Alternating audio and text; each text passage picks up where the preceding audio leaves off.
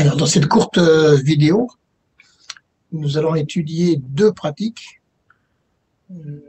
pour lesquelles seul le but est à étudier pour ces deux pratiques. Et ces deux pratiques qui sont combinées, que l'on va combiner, et ce sont deux pratiques qui, par ailleurs, vont venir soutenir le déroulement de la transition. Et on pourra ensuite conclure donc la partie transition de l'activité conception et transition de la chaîne de valeur de service. Alors, de quoi s'agit-il? Il s'agit de deux pratiques. L'une, la gestion des actifs informatiques et juste après, la gestion des configurations de services qui répondent à plusieurs problématiques, mais l'une d'entre elles est de fournir des connaissances.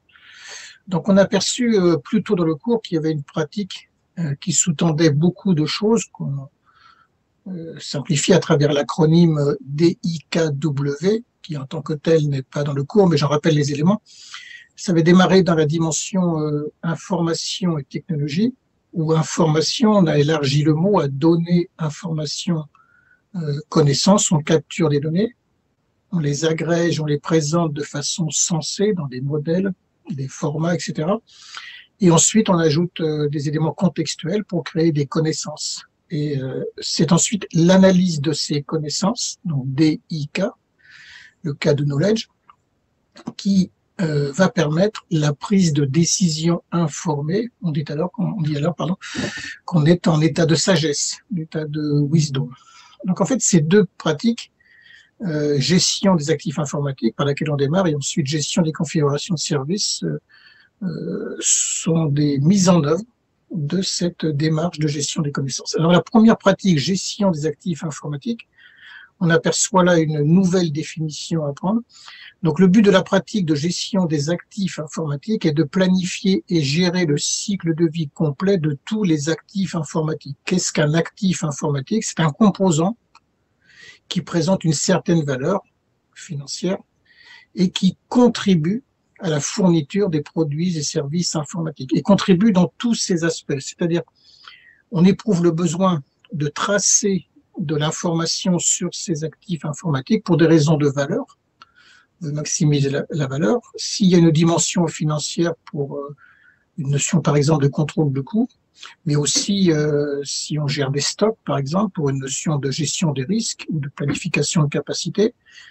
C'est donc une gestion qui va soutenir toutes les décisions, de très nombreuses prises de décision, particulièrement d'achat, d'utilisation, de retrait, etc. Et autre aspect extrêmement important, toute organisation doit être conforme à l'ensemble des choses auxquelles elle a à être conforme, en termes de politique, de règlement, de juridique et toute autre raison de conformité réglementaire, contractuelle. Et donc, c'est la capture de ces données, leur gestion fiable dans le temps, durant tout le cycle de vie de ces actifs informatiques qui va permettre de répondre en particulier à cette attente de conformité. Donc, en résumé, une pratique de traçabilité. Alors, cette pratique de traçabilité va donc générer des données fiables.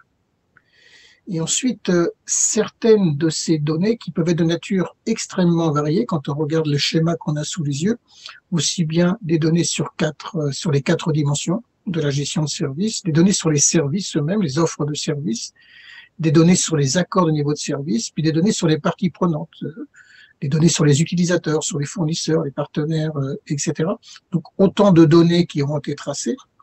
Alors, on va ensuite regarder, on pourrait dire, on va faire une sélection parmi ces actifs informatiques et on va extraire les informations qui sont d'un intérêt pour le pilotage proprement dit, on pourrait dire au sens opérationnel, mais ça couvre les phases de conception, transition de l'informatique. Et on va alors nommer ces éléments des éléments de configuration, c'est-à-dire tout composant, on le voit de nature extrêmement variée, qui doit être géré pour la fourniture de services. Donc là, on oublie un petit peu, par exemple, des exigences réglementaires ou de ce type, elles peuvent y contribuer, mais c'est plus éloigné. On pense plus véritablement, en particulier, à ce qui va se passer en exploitation, ce qui va se passer au moment de la transition, du déploiement, dont on va parler juste après. Donc, qu'est-ce qu'on aperçoit? On aperçoit un service qui est lui-même, qui repose sur divers composants en 4 dimensions, des composants logiciels, des composants matériels qui sont les uns sous des autorités internes de l'organisation, les autres sous les autorités de partenaires et fournisseurs. On aperçoit aussi des utilisateurs, comme étant ceux qui, à travers tel périphérique, utilisent telle et telle application. Et donc, ce qu'on a sous les yeux, bien, c'est une configuration.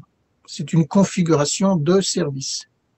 Et la pratique qui permet de produire ce type de présentation, ce type de rapport, on l'appelle tout simplement la gestion des configurations de services, du nom des rapports qu'elle permet de produire. Donc, le but de la pratique de gestion des configurations de services, c'est de s'assurer que des informations, données, informations, connaissances, toujours fiables et précises, sur la configuration de service et sur donc les éléments de configuration qui les soutiennent, vont être disponibles au bon moment, au bon endroit, afin de prendre des décisions informées. Donc, c'est l'analyse de ce qu'on a sous les yeux, ce sont des connaissances. Il suffit simplement de, par exemple, de nommer, de choisir tel ou tel service informatique, le service email, le service qui soutient la RH, et à ce moment-là apparaissent tous les composants qui soutiennent ce service. Donc, on va pouvoir prendre des décisions de toute nature. Donc, 2 pratiques qui se complètent. La gestion des actifs informatiques, c'est une pratique de suivi de tout cycle de vie pour de multiples raisons, en particulier de valeur, de conformité financière, etc.